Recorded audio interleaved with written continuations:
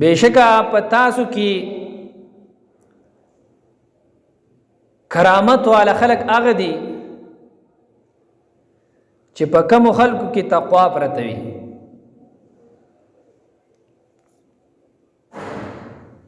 تقوا څه ته ویل کېږي؟ کرامت څه ته ویل کېږي؟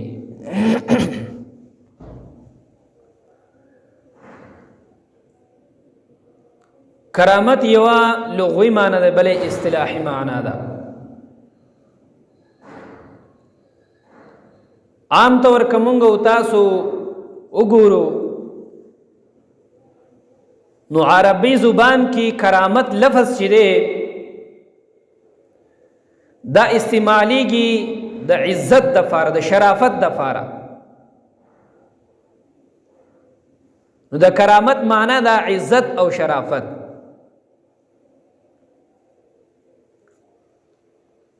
زمونږ او تاسو په شریعت کې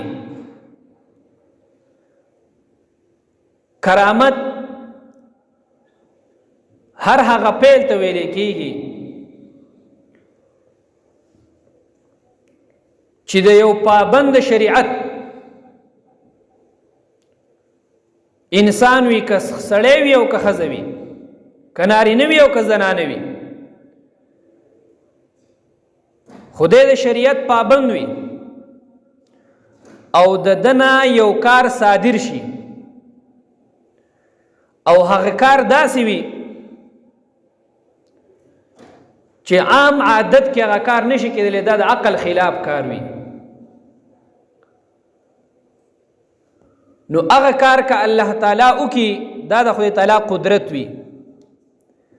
که پیغمبر وکي صلی الله علیه وسلم دا هغه دپاره معجزه وي، او که یو عام امتی وکي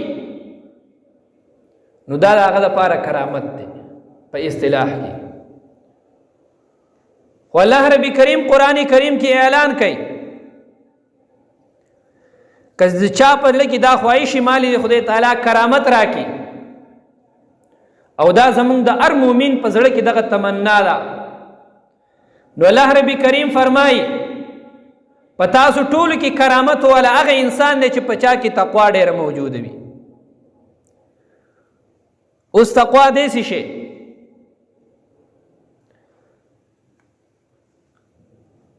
نو د تقوا هم دوه معناګانې دي.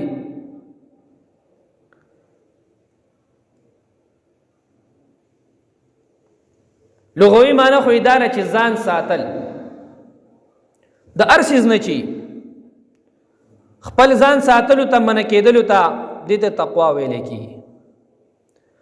خو کومه تقوا چې زما او ستا نه خدای او د خدای تعالی رسول علیه الصلاۃ والسلام غواړي، هغه تقوا داره چې انسان ځان د ګناهونو نه وساتي. الله دې زموږ او تاسو ټولو کې دغه کامله تقوا پیدا کړي. آمین. او دغه تقوا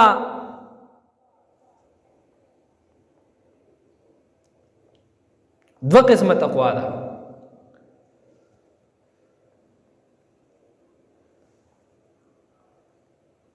یو د زړونو تقوا ده او یو ظاهری د اندامونو د جوارحو تقوا ده. معنی څه ده؟ یو سړی داسې دی چې دی خو خپلې سترګې د ګناه نه ساتي، د سترګو استعمال غلط نه کوي، د ژبې استعمال غلط نه کوي، دا تقوا پکې هم شته د ژبې تقوا. دغه رنګې په غوږونو باندې فحش او غلطې خبرې، د کفر خبرې، د ګستاخۍ خبرې نه اوري، د غوږونو تقوا پکې هم موجوده ده.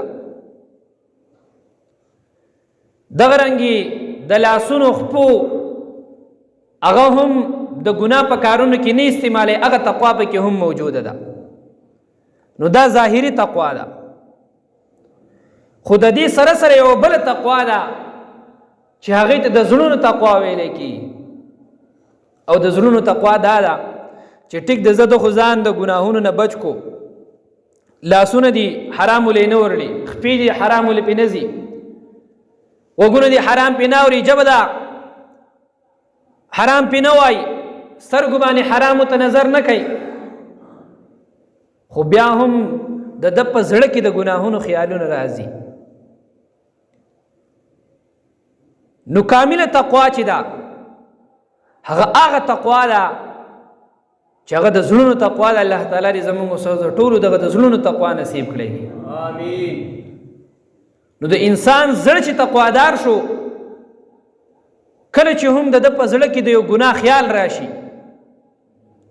نو یکدم دی خدای تعالی ته توبه کوي، خدای پاک زما توبه ده، او دی د ګناه خیال کې بیا نور جوور نه ځي مخې ته، بلکې په خیال راتلو باندې هم ډایرک الله تعالی ته استغفار وایي او توبه کوي وته.